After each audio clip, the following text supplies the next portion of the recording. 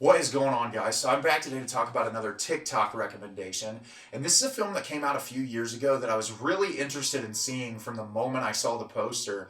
But for some reason, I just never got around to watching it. And this movie was awesome. And the film I'm going to be talking about today is Vivarium. Vivarium is directed by Lorcan Finnegan. A young woman and her fiance are in search of the perfect starter home. After following a mysterious real estate agent to a new housing development, the couple finds themselves trapped in a maze of identical houses and forced to raise an otherworldly child. So I had no idea what to expect when I watched this movie because I saw a brief trailer for it years ago when it first came out, and I thought that it looked interesting enough to check out. And I know when this movie was released, it was met with a lot of mixed reviews, but I am not sure why, because this movie was 100% my jam. I feel like it has incredible atmosphere, such a unique setting, it's surreal, it's suspenseful, it's everything I want in a movie. So this film stars Jesse Eisenberg and Imogen Poots. Imogen Poots plays a young school teacher who, her and her boyfriend, played by Jesse Eisenberg, who works doing landscaping jobs, are looking for a house together. They're living in an apartment,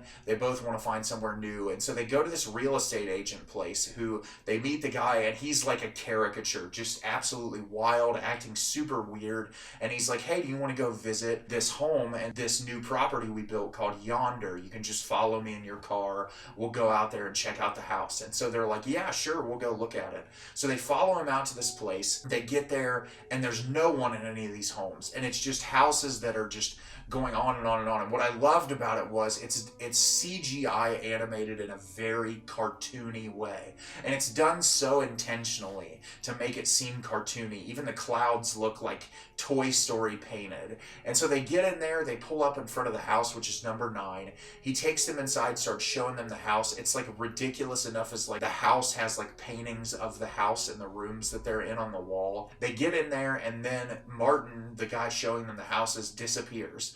And so Jesse Eisenberg and Imogen Poots' character are like, well, that's kind of weird. We don't really know why he left, but let's get out of here. This is super weird. So they get in their car and they try to leave, and they can't. They keep driving around in a circle, and they keep ending up at the same house over and over and over again.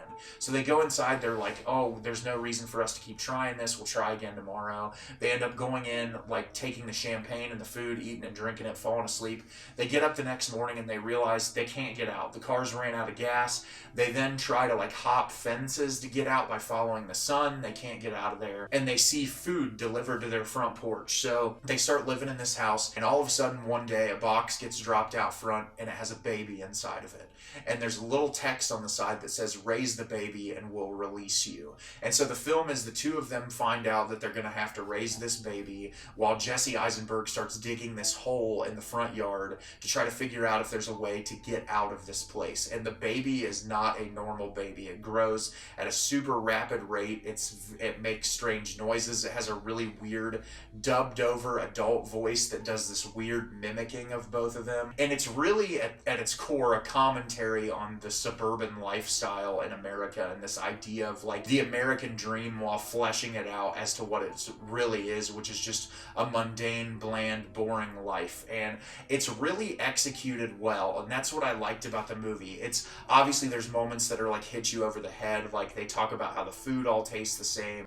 Like every day Jesse Eisenberg goes to dig in this hole. It gets to the point where like his digging the hole is very much a correlation between like the typical average man in a household going to do his job, being negligent towards his wife. The two of them start to kind of, break apart at the seams. Imogen Poots' character feels like she needs to take care of this kid because he looks like a kid. Jesse Eisenberg's put off by him as like, hey, that's not a human being. And so there's a lot of tension created between those two characters. And I think what this movie does better than anything else is create that feeling of isolation and tension where you don't know this situation that you're in, you don't really understand why you're in it, but you just want to get out. And I think that that's what's so incredibly unsettling is we've all been in a situation before where we've been either around people we don't want to be around in a social situation, in some space where we need to find a way to get out. But this is obviously a much more elevated calculated sense. And I think what's great about it is it really builds that tension and creates that in your mind to where you can put yourself